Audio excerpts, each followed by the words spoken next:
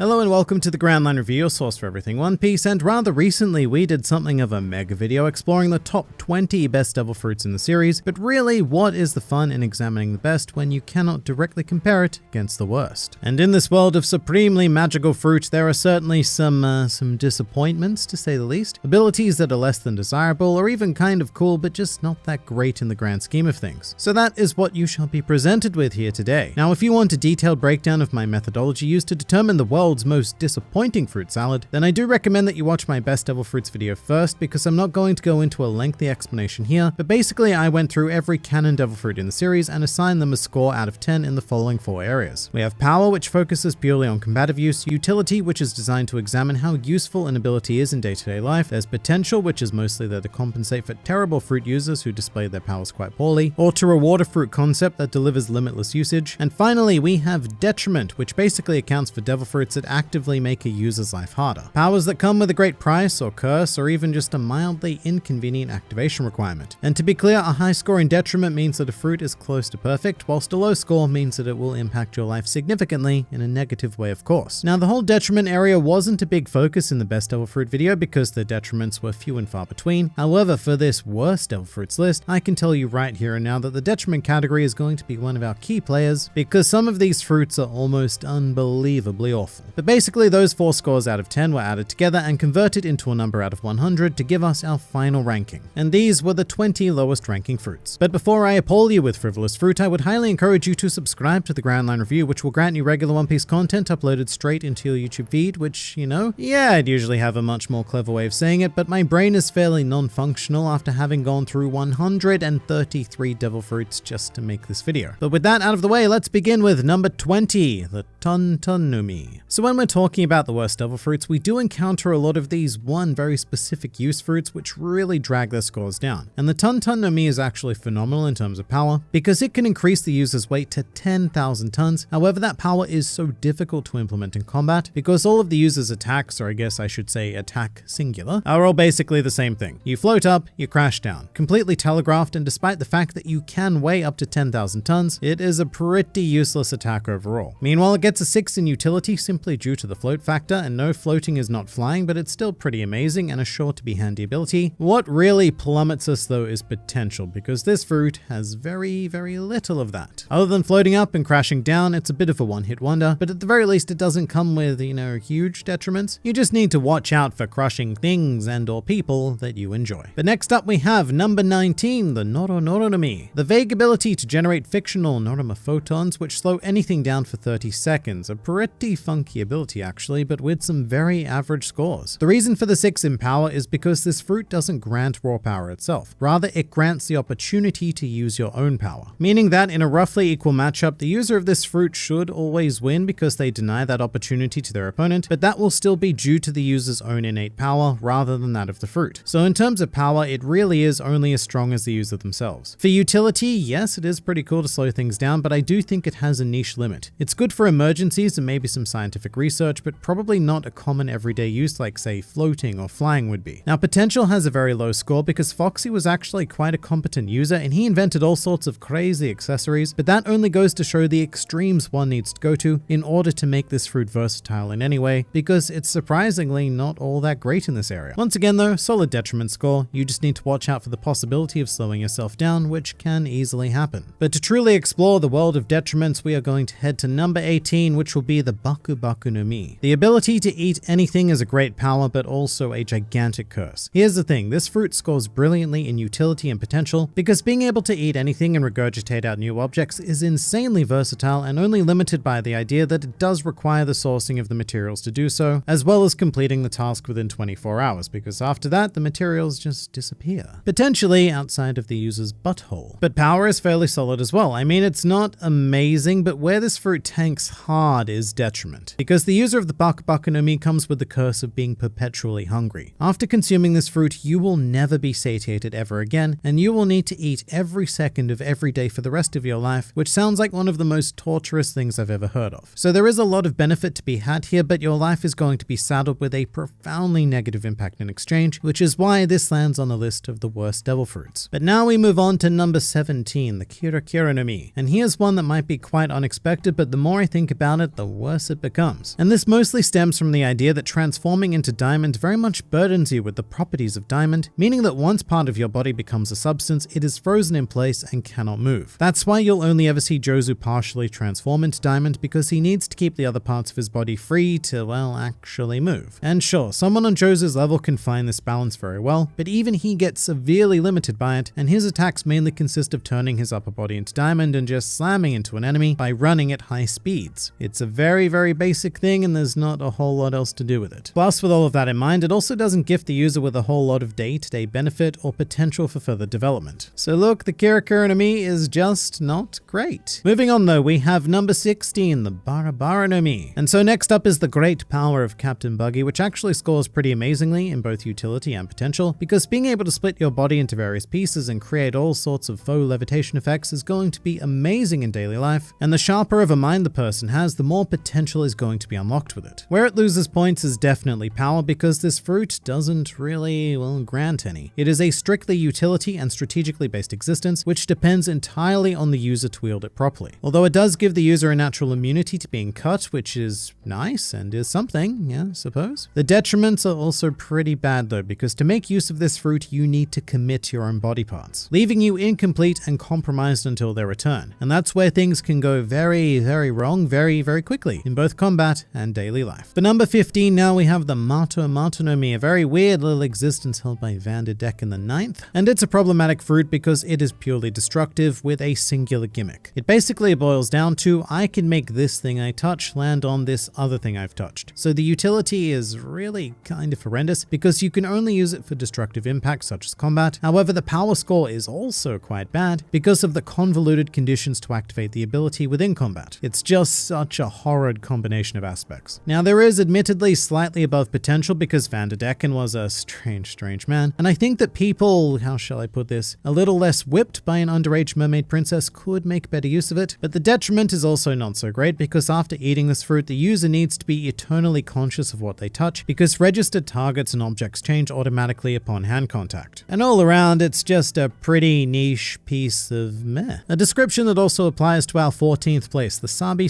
no Mi, the ability to rust things, which is, well, yay. Look, admittedly, it was fantastic on that one time when Shu used it to immediately destroy one of Zora's swords, and I should make it clear that we are examining the canon usage of the Sabi no Mi as well as every other fruit, which is relevant because in the anime there was a filler scene where Shu actually managed to use this power to rust Zora's arm as well, and if that were possible, then I don't think the fruit would be on this list. However, in the manga, Shu has only been shown rusting metal objects, which makes sense, but also as a result, the power, utility, and potential of the Sabi no Mi all take a huge hit because they only operate well under very niche conditions and only for a singular destructive purpose. But on the bright side, I suppose this fruit has absolutely no detriment, so there is that.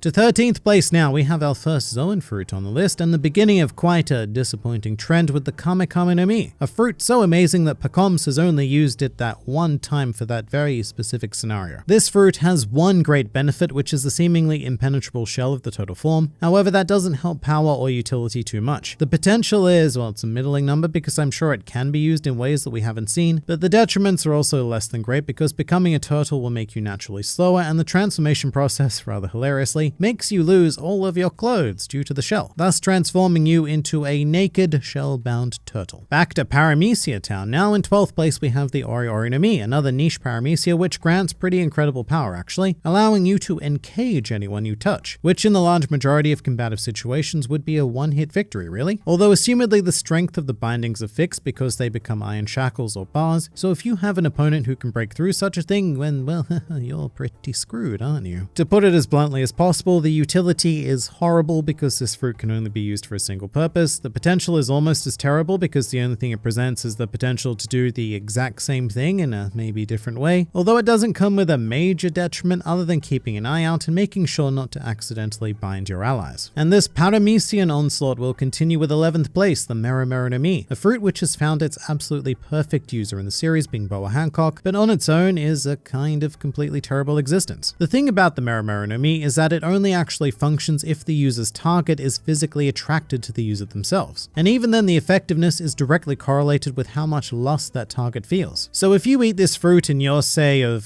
fairly standard attractiveness, then you're going to see fairly underwhelming use. You really do need to be something of a universal sex symbol to access this fruit's potential, and that's just, well, it's probably not going to work for 99% of us. So it's a fruit tied directly to the personality and genetics of the user, which is why it sits at a balanced 50 out of 100, because it's a big, big gamble. And our number 10 spot also sits at an underwhelming 50 points, which is the Kilo Kilo no Mi, and this is exactly the same thing as the Ton Ton no Mi, which we've already covered, just much, much worse. So right off the bat, power is going to take a hit because the one attack it does have access to is still insanely difficult to perform, but this time its effect is also an order of magnitude less than the Ton Ton no Mi, so hooray. The utility is similar though, because floating is still pretty revolutionary, but both utility and the potential is lessened because there's less weight to work with when manipulating. And the detriment score is the same, leaving us with a very underwhelming fruit. However, there are at least 9 that promise to be even worse. Like our next contender, the Hoya Hoya no Mi, one of the strangest paramecias in existence. A fruit held by Charlotte Daifuku, where the ability is to summon a combat genie. So naturally, power does get a pretty solid score here. It's everything else that is the problem. Being a combat-driven genie, there's not a whole lot of room to use it in a truly versatile way, especially since the genie has a limited distance it can travel from the user. It's kind of like a JoJo stand in that regard, really. A close-range JoJo stand. But it also does have hilarious detriments, because to keep the genie in existence, the user has to perpetually rub themselves quite vigorously like a lamp, which is less than great for extended use, and in battle leaves the user completely vulnerable to attack. So it's a very, very bizarre fruit indeed. Just like number 8, the Chiyu Chiyu no Mi, which is basically the ability to turn your tears into healing powers for people and inanimate objects, which does sound kind of alright before we delve into it. I mean, for power, it gets an abysmal 1 because it does nothing for raw combative ability except the potential of being able to heal yourself. However, in order to do so, you need to activate the strict condition of crying, which might not be a very easy thing to do on the fly. And when you are using it in day-to-day life, it's a pretty morbid trade-off to need to bring yourself to tears every time you engage in its use. But here's the real kicker. To perform any sort of grand restorative acts, the user will lose part of their lifespan in exchange for said act. So that's wonderful. We basically have a fruit with no combative benefit, so utility, kind of meh potential with the idea in mind that you need to be crying even to access it, and the detriment of a lifespan cost, as well as general lifestyle effects from, all of the crying you'll be doing now. So I think I'm going to pass on this one. But traveling one step ahead to 7th position, we find ourselves back in the Zoan realm with the Inu Inu no Mi model Tanuki, a fruit that I'm sure most casual fans don't even realize exists. This fruit appears absurdly briefly in the series as Tenguyama's teapot, yes, a teapot, on Wano, and there isn't really a whole lot to say because even if it wasn't consumed by an object, the ability to become a raccoon and a raccoon-human hybrid is less than the greatest thing ever, significantly less, offering very little in the way of power, a tiny bit in utility, slight potential, but at the very least, I suppose no detriments. But it's not at all the kind of fruit one is hoping for when taking a bite from the mystery apple. And likewise, we have the Nagi Nagi no Mi in 6th place. The first fruit on this list with a power score of absolute 0 because it grants no raw power whatsoever. And yes, this fruit does have some use in the realm of stealthery, so it's pretty cool if you're an assassin or a spy, but that really is the narrow niche of it. And even then, the generated sound fields do not follow you. They are static creations, much like the room of the Ope Ope no Mi. So even in your very narrow niche department of use, it is still extraordinarily limited. And as much as Rocinante says that he does use the fruit to allow him to sleep better at night, pure silence is actually quite unnerving for most humans, and I don't think people realize just how prevalent sound is even in the most quiet of situations. In the end though, the Nagi Nagi no Mi simply is another very specific one sort of situation use fruit. It has no power, limited versatility, and even potential mental detriments, and that's why it does land pretty high up on this list here. But breaking into the illustrious, shameful top 5, we have a ridiculous creation known as the Gotcha Gotcha no Mi, which was used by Charlotte Nushi, one of the decuplets, which basically allows Nushi to merge himself with other people, which gets used to fuse all 10 Charlotte decuplets together, becoming this giant scythe-wielding thingo. And this is already quite problematic because on its own, the fruit does nothing at all. It requires the consensual assistance of other people to have any effect, and to truly reach a great effect, it requires a ton of people. And even then, what we saw of it in the series wasn't so great. As such, it's hard to rank according to power because I suppose the power could theoretically be infinite if you just kept absorbing tons and tons of people, but at the same time, we could also give power nothing because it doesn't do anything without the other people. And no other area makes up for that either. In fact, they make it much worse. Primarily due to requiring other people to do anything with the ability, but also if you were to merge with another Devil Fruit user, that could potentially even kill you. But still, it's not quite as bad as number 4, the Jake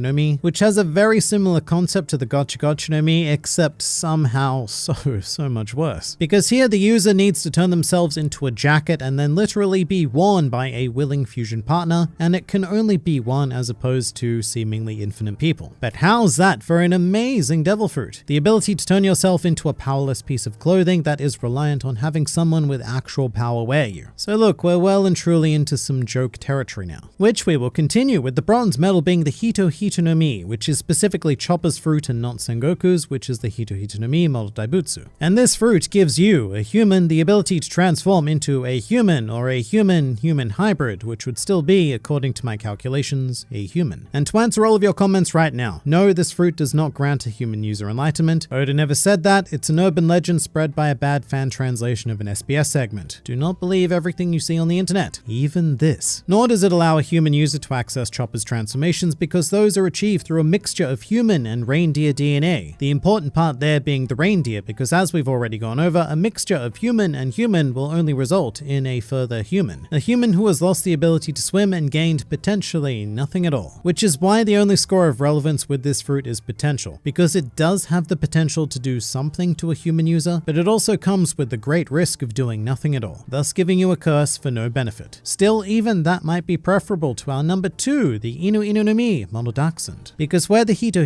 no Mi does nothing, this fruit actively has a mission to negatively impact you. Dachshunds are such fragile little beasts that were bred to hunt tunneling animals, so if you like squeezing through small holes, then hooray, because this is the fruit that will do things for you. But if you like doing literally anything else, then this fruit will hinder that, because activating any part of your beast form puts you at incredible physical risk of just rupturing your spine for no power benefit, no utility, and very, very minimal potential. I mean, you might be able to awaken it, but really, what is the awakening of the Dachshund anyway? This ability would be nothing but a bane on your existence, but at least it's not our number 1 contender, which is the Sarasara no Mi model Axolotl. And this fruit scores a rather impressive -5 point things because upon consuming it, you would never want to activate its power. Axolotls are water-bound creatures which cannot live on land. However, that's problematic because as a Devil Fruit user, you cannot activate this power in water lest you become an anchor and drown. It's the most useless Devil Fruit to have ever been created, and even in hybrid form, it will do nothing but cause detriment to a human user. 10 out of 10, highly not recommended, as with every other Devil Fruit on this list. But what do you guys think? Please do leave your thoughts in the comments below, or even join my Discord server. And if you'd like to see more videos like this, then please do go and check out some of my other content, or even subscribe to the channel for more glorious One Piece business uploaded straight into your YouTube feeds. But for now, this has been the Grand Line Review, and I'll see you next time.